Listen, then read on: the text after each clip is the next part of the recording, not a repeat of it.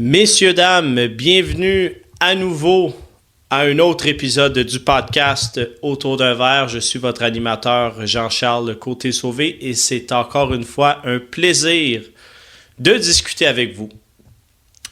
Ouverture un peu spéciale du podcast et je me dois de faire un petit segment rapide, un segment hommage. C'est rare que je fais ça. Mais le monde du golf au Québec a perdu aujourd'hui, la journée de l'enregistrement, une très grande personne, une personne qui était passionnée par le golf, une personne qui était passionnée par la vie. Et je voulais premièrement lui rendre hommage.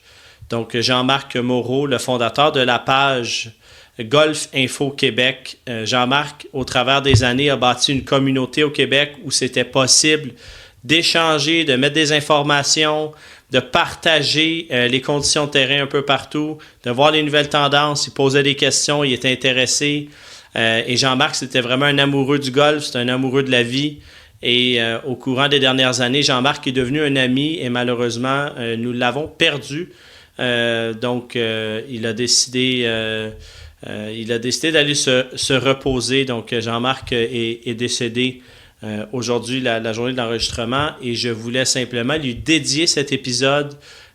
C'est quelqu'un qui a fait beaucoup pour le monde du golf au Québec, comme je mentionnais plus tôt, mais c'est aussi quelqu'un qui a fait beaucoup pour moi personnellement dans mon cheminement au niveau là, étant professionnel de golf.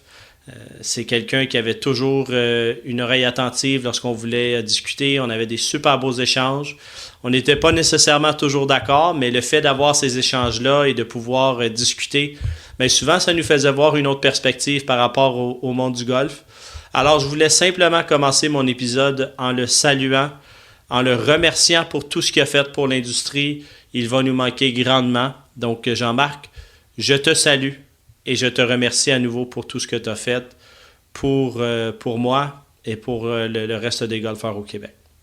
Alors Jean-Marc, tu es dans nos pensées. Repose-toi bien. Et voilà. On commence l'épisode de cette semaine et j'aimerais vous parler, justement, parce qu'on parle de Golf Info Québec, il y a plusieurs golfeurs qu'on va appeler des golfeurs nomades. C'est quoi un golfeur nomade? C'est quelqu'un qui n'a pas nécessairement de club d'attache, donc il va aller jouer plusieurs terrains au courant de la saison. Et je voulais vous donner quelques petits conseils. Lorsque vous allez jouer un terrain que vous ne connaissez pas ou que ça fait des années que vous n'avez pas joué, ben, il y a des petits trucs, il y a des choses qu'on peut faire pour nous aider pendant cette ronde-là, puis pour pouvoir apprécier au maximum votre expérience dans ce club de golf-là. Donc, oui, j'ai parlé beaucoup là, des membres qui sont dans des clubs de golf, dans des clubs privés, des clubs semi-privés. Mais aujourd'hui, je voulais parler un peu plus, en honneur de Jean-Marc, des golfeurs nomades, donc des gens qui ont souvent le sac de golf, le push-cart dans la voiture, les souliers dans le coffre arrière. Donc, je voulais m'adresser à vous. Je voulais vous donner quelques conseils et vous faire découvrir peut-être une région que je trouve extraordinaire. J'ai la chance d'y aller. Pas à chaque année. Il faut que je fasse un effort de sortir un peu de mon club de golf pour aller les visiter. Mais je voulais vous parler de la région de Bromont aujourd'hui. Donc, pour les golfeurs nomades, il y a une possibilité d'aller jouer là-bas. Et c'est franchement une expérience superbe. Golf, on peut dormir dans cette région-là. Il y a des très, très bons restaurants. Je vais vous faire une petite recommandation tantôt. Au niveau du vin, cette semaine, je vous amène en France, je vous amène en Alsace. Donc, l'Alsace, c'est une région que j'affectionne particulièrement. Puis, il y a une super belle histoire. Je vais vous expliquer au courant de l'épisode pourquoi j'aime bien les vins d'Alsace. Et je vais vous présenter, comme j'ai l'habitude de faire depuis quelques épisodes, je vais vous présenter un produit que j'ai eu la chance de déguster grâce à mon bon ami David Corriveau qui représente l'agence Valmonti. Donc, David Corriveau, je vais vous expliquer un peu comment je l'ai rencontré. C'est une super belle rencontre. Et puis maintenant, on travaille ensemble là, pendant la carte des vins pour faire la carte des vins. Donc, je vais vous parler d'un vin d'Alsace que j'ai eu la chance de découvrir grâce à David. Alors, on revient au golf. Les golfeurs nomades, c'est souvent des golfeurs qui vont apprécier jouer des terrains différents. C'est des golfeurs qui vont apprécier se promener un peu et visiter la grande région de Montréal. Ils vont aller dans l'Estrie. Ils vont aller un peu partout, ils vont aller à Québec, ils vont se promener. Donc, ils vont faire le tour de la province pour aller jouer les terrains de golf un peu partout. Ce qui est intéressant avec ça, c'est que ça nous permet de jouer des terrains différents avec des conditions qui sont changeantes, mais de voir des conditions de golf qui, selon les régions, là où ces terrains de golf se trouvent, ben, vous allez voir des gros changements au niveau là, du type de gazon, de la façon que c'est manicuré. Puis ça, je pense que c'est quelque chose que nous, les professionnels de golf, on ne prend pas assez le temps de faire. Pourquoi je vous dis ça? Quand la saison de golf commence, c'est certain qu'on est vraiment affecté à notre club de golf. Au niveau des opérations, on se concentre pour offrir la meilleure expérience possible à nos membres et à nos invités, les gens qui vont venir nous visiter, mais on ne prend pas assez le temps d'aller visiter les autres clubs de golf. Et pour ça, je vous salue, les golfeurs nomades, peu importe d'où vous êtes, d'où vous écoutez le podcast. Je vous salue parce que je pense que c'est vraiment bien d'aller encourager les différents clubs de golf. Maintenant, lorsque vous arrivez dans un nouveau terrain, ben, il y a quand même des choses à faire. Il y a quand même des petits trucs que je peux vous donner pour vous acclimater plus rapidement aux conditions qui sont là-bas. Lorsque vous arrivez, c'est certain qu'une fois que vous avez réglé votre partie, vous décidez de jouer à pied, vous décidez de jouer en voiturette, ben, la première place où on va aller naturellement, c'est d'aller frapper des balles. Donc, est-ce qu'il y a un terrain d'exercice? Souvent là, on va aller se délier un peu parce qu'on a peut-être à faire un peu de route pour se rendre à ces terrains de golf-là. Donc, on veut aller se délier et lorsqu'on sort là, d'un long voyagement en voiture, ben, c'est toujours important de faire une petite activation juste pour réchauffer un peu les muscles qui étaient inactifs ou un peu moins utilisés lorsqu'on fait de la route. Donc, on s'en va au terrain d'exercice, mais le conseil que je veux vous donner, c'est passer un peu de temps sur le verre de pratique. Habituellement, le verre de pratique se jamais très loin des boutiques, mais sur le verre de pratique, vous allez être capable d'aller chercher un peu le ressenti au niveau de la vitesse des verres. Et je pense que c'est là où il y a peut-être le plus gros des changements quand on joue différents terrains de golf, c'est la vitesse des verres. Comment est-ce que ces verres-là vont réagir? Est-ce que la balle va rouler rapidement? Est-ce que la balle va rouler avec un petit peu plus là, de difficulté pour avancer? Des fois, les verres sont un peu plus longs, dépendamment des conditions, puis surtout là, de l'environnement de ce terrain de golf-là. Bien, souvent, on va voir des verres qui sont changeants. Et l'autre chose qu'il ne faut pas négliger, c'est que les terrains de golf, qui se respectent au Québec vont assurément avoir la même vitesse de verre sur leur verre de pratique que sur le parcours. Donc, ça vous donne déjà une bonne idée. Puis comme je l'ai mentionné dans les podcasts précédents, souvent les coups roulés, c'est là où on va perdre la majorité de nos coups. Donc, d'aller chercher déjà une sensation, un ressenti au niveau du verre, ben, ça peut peut-être vous aider, à tout de moins, ça va faciliter un peu de la façon dont vous allez au moins vous élancer sur les verres. C'est certain qu'une normale 3 de 150 verges, d'un terrain à l'autre, la distance reste la même. La balle peut voyager peut-être un peu plus ou un peu moins, dépendamment d'où vous êtes. Mais le gros changement, c'est autour des verres. Il y a des verres qui sont très réceptifs où la balle va mordre et ne va pas nécessairement rouler une fois que vous faites votre coup d'approche. Puis il y a d'autres verres qui sont, comme mon bon ami Johan Benson aime bien le dire, firm and fast. Des verres qui sont durs, la balle rebondit, la balle, c'est difficile de la faire tenir sur le verre, puis les verres vont être très rapides parce qu'ils décident là, de couper puis de vraiment avoir des verres qui sont d'une belle qualité, d'un beau roulement. Maintenant, il faut comprendre, et ça, je veux l'adresser parce que j'ai souvent le commentaire des gens quand ils me croisent puis qu'ils me posent la question. Je regardais le golf à la télé en fin de semaine, puis j'ai remarqué que le terrain n'était pas beau, le terrain il était brun. Bon, il faut comprendre que sur le PGA Tour, ils préfèrent avoir des conditions de parcours de qualité, donc très rapides, des verres qui sont très fermes, au profit de la couleur, au profit du côté visuel. Et c'est certain qu'au niveau des caméras, c'est un petit peu différent que lorsqu'on se retrouve sur le parcours. Souvent, vous allez avoir l'impression que les verres sont bruns ou que les verres sont asséchés ou qu'il manque d'eau, mais il faut savoir que c'est totalement intentionnel. C'est normal, c'est ça qu'ils veulent et c'est ce qu'ils préconisent. Donc, des conditions qui sont rapides. Et il ne faut pas oublier que sur le PGA Tour, ben, c'est très rare qu'ils vont jouer des terrains en bas de 7200, 7300 verges. Donc, les terrains sont de plus en plus longs. Donc, c'est pour ça que vous allez voir là, des coups de départ de 350, 345, 330 verges, parce que les conditions sont optimales. Ce n'est pas nécessairement des conditions qu'on retrouve ici au Québec, mais sachez que ça existe.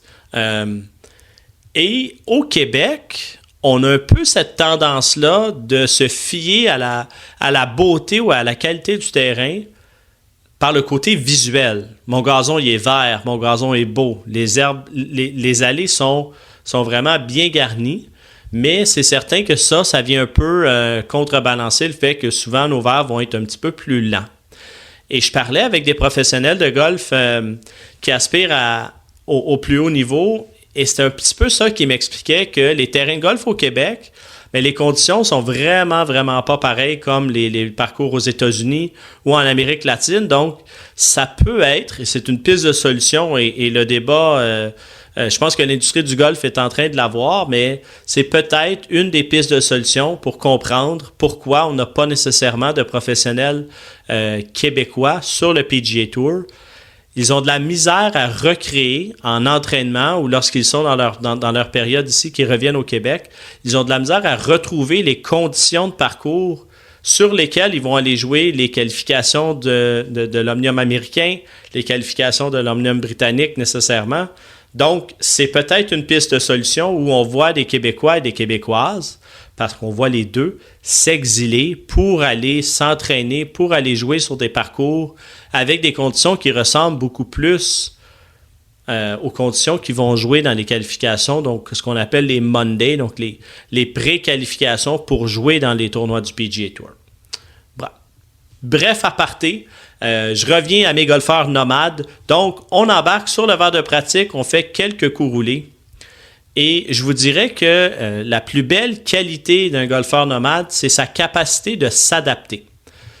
Donc, lorsqu'on joue un terrain, puis ça, je le voyais tellement souvent, et moi, j'en suis le premier fautif, lorsqu'on joue toujours le même terrain, à un moment donné, on vient habitué de jouer ce terrain-là, de jouer ces trous-là. On connaît les obstacles, on sait qu'est-ce qu'il faut éviter ou quel angle il faut placer notre coup de départ pour avoir le meilleur angle au vert. Bien, des fois, on tombe un petit peu dans la complaisance. On tombe un petit peu dans le côté automatique. J'arrive sur une normale 3, je sais que le drapeau est blanc, bien, moi, c'est un fer 7, je frappe mon fer 7 sans nécessairement prendre en considération l'élévation, la distance, le vent, parce que ça fait 80, 100, 200, 500 fois que je joue ce trou-là. Donc, j'ai beaucoup de références.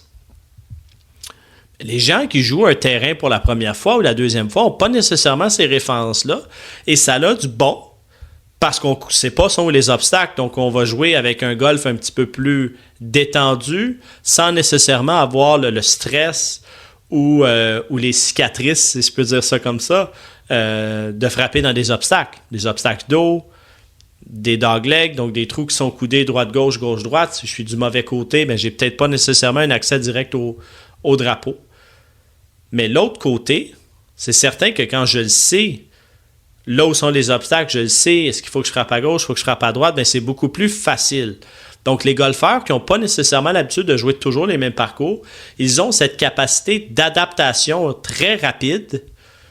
Et c'est souvent là où ils vont développer beaucoup plus leur game de golf parce qu'ils n'ont pas de référence, ils ne connaissent pas nécessairement les élévations, ils ne connaissent pas nécessairement l'inclinaison des verres, même si le verre est droite-gauche, j'en ai parlé dans un podcast précédent, mais s'il y a une montagne, c'est sûr et certain que la montagne va avoir une influence sur nos coups roulés.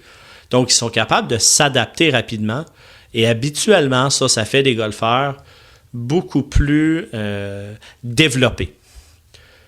Cette expertise-là, on la retrouve beaucoup sur le PGA Tour, sur les LPGA, parce que de semaine en semaine, ils vont changer de parcours. Maintenant, d'année en année, ils vont souvent revenir au même parcours. Donc, le player se joue toujours au même endroit. Augusta National, comme on en a parlé, se joue toujours. C'est toujours là qu'on va jouer le Masters. Donc, il y a des golfeurs qui vont bien jouer en Europe parce que le style de golf, le style de terrain convient mieux à leur partie. Puis il y a des très, très bons joueurs européens qui vont bien jouer aux États-Unis parce que les terrains américains, les terrains en bordure d'océan, en bordure de cours d'eau, ben ils vont mieux jouer parce qu'ils frappent la balle un peu plus basse, donc ils contrôlent mieux dans le vent. Ou on va avoir des golfeurs qui, au final, vont se retirer de tournoi ou participeront pas à un événement parce que c'est à un terrain qui n'a pas nécessairement beaucoup de succès dans le passé. Mais d'année en année, ils vont revenir au même parcours. Mais souvent, on va voir là, des golfeurs qu'on s'attend peut-être moins à voir au sommet du classement se hisser en haut d'un tournoi parce que ce style de terrain-là, ben, ils le connaissent peut-être un peu mieux. Ils ont peut-être grandi, ils ont peut-être joué le golf universitaire dans cet endroit-là. Donc, ils connaissent les conditions de cet état-là ou de cette ville-là, là où il y a des parcours. Alors, des fois, c'est là où ça peut expliquer peut-être un peu les performances des golfeurs et des golfeuses professionnels où ils ont tendance à connaître beaucoup de succès sur des parcours très spécifiques. Et c'est souvent là où on va voir des gagnants, ils vont gagner toujours au même parcours parce que la confiance, nécessairement, elle monte. Ils sont confiants que leur golf, leur partie convient bien à ce parcours-là. Donc ça, c'est intéressant. Les golfeurs nomades, je vous salue. Puis honnêtement, ça va être un plaisir de vous croiser cet été parce que je veux faire l'effort d'aller jouer un petit peu plus à l'extérieur et de visiter, et j'ai choisi cette région-là aujourd'hui, la région de Bromont. Donc Bromont, on n'est pas si loin de Montréal. Honnêtement, la route se fait super bien. Et ce que j'aime de cet endroit-là, c'est que ça regroupe toutes mes passions. Toutes mes passions sont là. Anciennement, j'ai fait beaucoup de ski de compétition, donc on a la montagne à Bromont, une montagne que j'affectionne particulièrement. J'ai skié là pendant quelques hivers.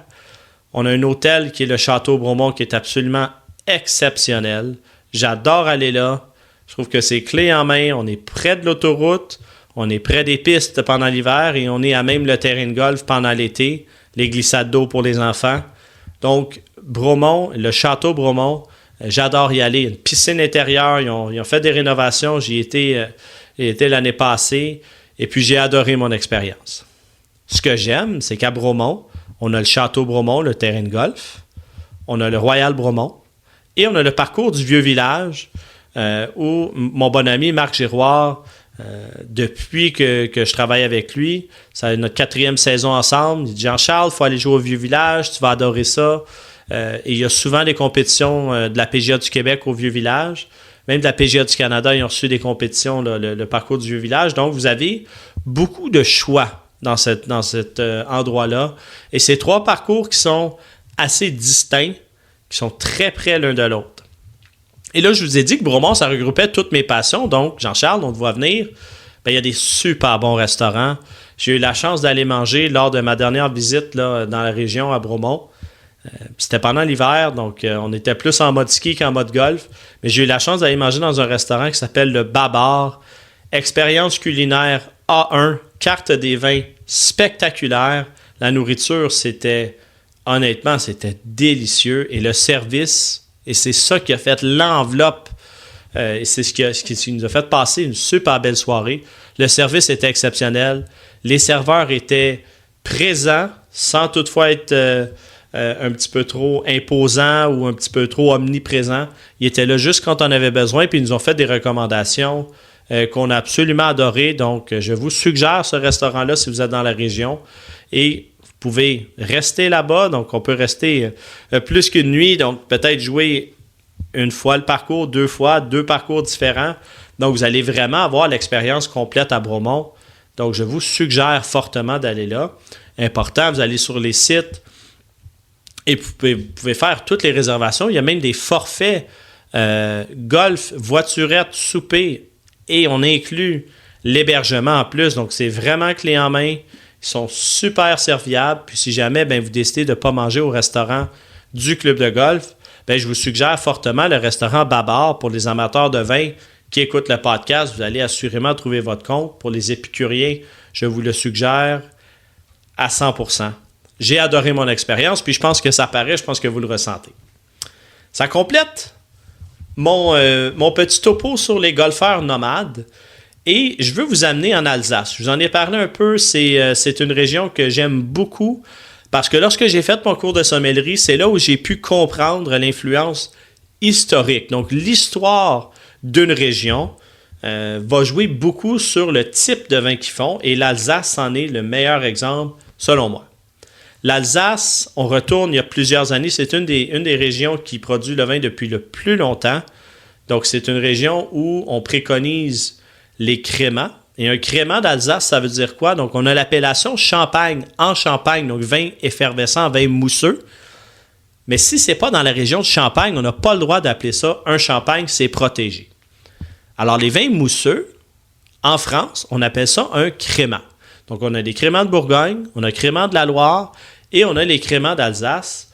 Et ça fait des vins super, super légers, festifs, sans nécessairement avoir l'étiquette de prix qui est élevée au niveau des champagnes. Donc, je vous suggère, si vous voulez vous gâter sans nécessairement faire exploser les cordons de la bourse, ben on s'en va vers des créments, et les créments d'Alsace sont super bons. Il y a une belle structure, il y a une belle acidité, le fruit est de l'avant.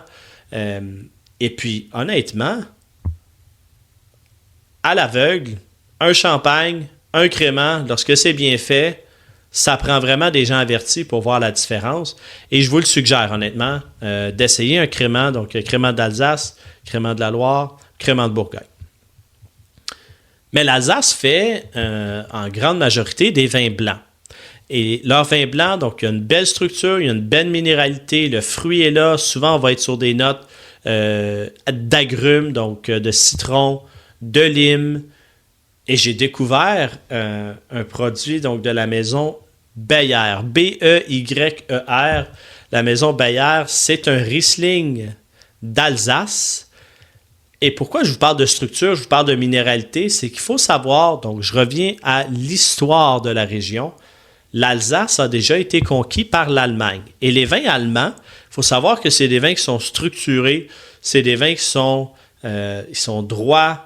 L'acidité est toujours au devant des choses, et l'acidité au niveau du vin blanc, c'est sa structure, c'est sa colonne vertébrale.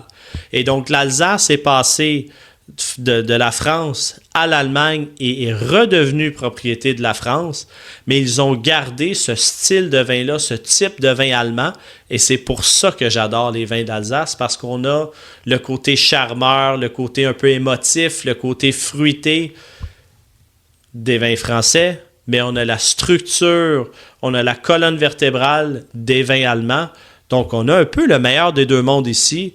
Donc, le produit que je vous parle aujourd'hui, c'est David Corriveau, le représentant de Valmonti, qui me l'a fait découvrir lors d'une dégustation. Et donc, on a un Riesling d'Alsace à moins de 30 $, donc on est autour de 27-28 $ à la SAQ, et c'est absolument délicieux. Je vais vous faire une petite confidence. Lorsque je l'ai dégusté, j'ai décidé de l'inclure ou de le proposer pour la carte des vins au club. Mais lorsque je suis revenu à la maison, j'ai été m'en chercher une bouteille à la SAQ. C'est à ce point délicieux. Les notes d'agrumes sont en avant. Il y a un côté floral qui est super rafraîchissant. Un côté un peu fleur d'oranger, donc écorce d'orange. Le citron, la lime, c'est absolument charmeur, mais on a toujours cette belle structure des vins qui sont faits en Allemagne. Donc, j'ai absolument adoré ce produit-là. Et c'est un petit coup de cœur. Puis lorsque je vous parle du podcast Autour d'un verre, puis des gens qu'on rencontre, ben c'est ça, moi, que j'aime de ces industries-là. Donc, lorsque j'ai fait mon cours de sommellerie à l'école hôtelière des Laurentides, j'avais 19 ans, 20 ans, et puis mon professeur, en fait, qui m'enseignait la sommellerie, ne peut pas nécessairement connaître toutes les régions, tous les pays, être expert dans les spiritueux, être expert dans les eaux, dans les huiles d'olive, dans la confection d'une carte des vins, dans la dégustation. Alors, j'ai eu la chance d'avoir plusieurs professeurs au courant de mon parcours pour devenir sommelier. Et David Corriveau m'a enseigné l'Italie. Et je l'ai mentionné dans un podcast précédent lorsque je parlais de Brancaia. L'Italie, c'est extrêmement compliqué, c'est extrêmement mêlant. Et honnêtement, je serais curieux de voir la quantité de gens qui abandonnent le cours de sommellerie parce que l'Italie est trop difficile à comprendre et souvent, ils vont peut-être pas passer ce module-là. Et David Corriveau, c'est une sommité en vin italien au Québec. C'est un des meilleurs vulgarisateurs d'Italie. C'est un sommelier qui est passionné et j'ai eu la chance de le rencontrer dans mon cours de sommellerie lorsque j'avais 19-20 ans. Et plus tard, j'ai retrouvé David lorsqu'il est venu me présenter ses produits pour l'agence Valmonti qui sont disponibles un petit peu en SAQ, beaucoup en importation privée, mais toutes les informations sont sur leur site. Donc, j'ai eu la chance de travailler avec David Corriveau qui m'a enseigné, qui m'a donné la passion et qui m'a permis de passer au travers, peut-être pour moi, le module le plus difficile en sommellerie, donc les vins italiens. Et il m'a fait découvrir un vin d'Alsace que j'ai absolument adoré et que maintenant je vous fais découvrir dans le podcast. Donc, je ne veux pas m'éterniser trop longtemps parce que je veux garder ça simple, je veux garder ça léger. Mais les vins d'Alsace, je vous le dis, on n'a pas nécessairement le réflexe. On s'en va en Bourgogne, on s'en va à Bordeaux, on s'en va en Loire, c'est facile en France. Mais les vins d'Alsace, souvent, vous allez voir, là, c'est ce qu'on appelle des flûtes d'Alsace. Donc, c'est des bouteilles qui sont longues et élancées. C'est des super beaux produits. En Alsace, ils ont des Riesling, ils ont des Pinot Blancs qui sont absolument délicieux. C'est des vins qui sont relativement passe-partout. On mange quelque chose de léger, on ne veut pas nécessairement se compliquer avec un accord qui est un petit peu trop intellectuel. On s'en va en Alsace, on ouvre une bonne bouteille de Riesling, donc de la maison Beyer. Alors, c'était ma petite découverte cette semaine. Et je vais conclure l'épisode de la sorte en vous rappelant que autour d'un verre, c'est du premier départ jusqu'au dernier verre. Je vous souhaite santé, belle découverte des vins d'Alsace. Jean-Marc, je te salue. À la semaine prochaine.